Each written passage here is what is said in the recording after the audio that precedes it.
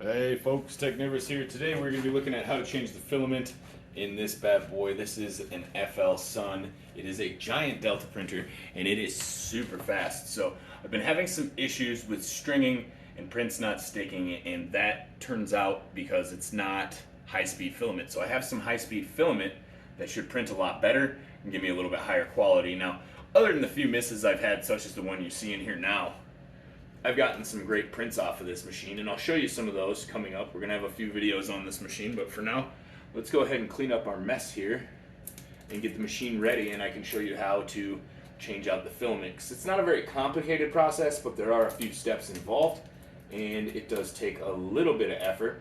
It's one of the reasons I've put off doing it for so long. However, one of the really nice things about this printer is that up here, it has its own built-in filament dryer. And as you can see right now, it's full of Protomaker, an orange PETG. So we are going to grab some blue high-speed PLA that I have, and we are going to swap it out right now on the Technivorous channel. Okay, so first things first, before we can remove the filament, we need to heat the nozzle up to ensure that it actually comes out clean. So what we're going to do is go into our settings here. We're going to change the temperature of the hot end to, since this is PETG, we're going to do 235. 245 is the preset. We'll just go with that. So it's going to take a while to heat. And then we're going to use the filament changing settings. Now right now the dryer is turned off, and I know that you guys can't see this. Let's go ahead and I'll grab the camera and show you what we're doing down here. So I've selected settings and temperature/fan and increased the nozzle temperature, and I could do it custom.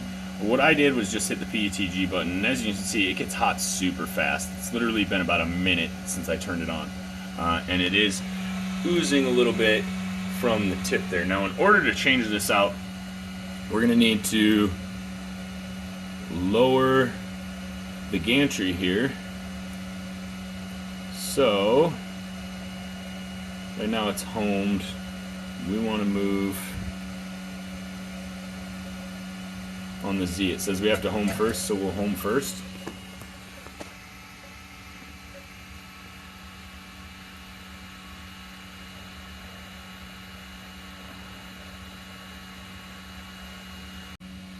Now we're going to go ahead and move it down.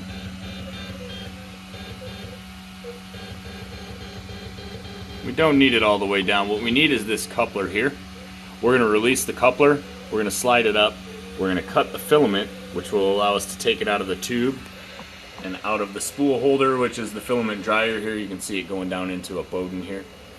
So this is actually a direct drive extruder.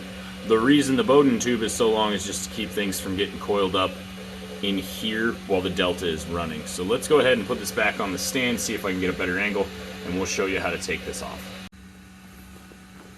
So unfortunately I just loaded the filament and my camera was on slow motion. My bad. So I'm just going to run you through this real quick here, how it's done. Basically you take this coupler here and you hold the plug down, pop the plastic out, then you snip it about right here, right? So it's caught in the direct drive extruder, so what you'll do is you'll hit unload filament down here, and it'll force the rest of the stuff in the tube down into the extruder past the actual, why can't I think of it?